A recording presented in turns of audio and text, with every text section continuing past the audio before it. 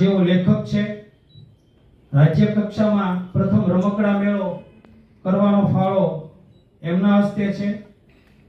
ઇંગ્લિશમાં master trainer તરીકે જે સેવા આપે છે અને રાજ્યના શ્રેષ્ઠ ઇનોવેશનમાં સ્થાન અને રાજ્યનું પ્રથમ ઇનોવેશન રેકોર્ડિંગ જેનું થયું છે અને જેઓ શ્રેષ્ઠ કર્મયોગી સન્માન ધરાવે છે.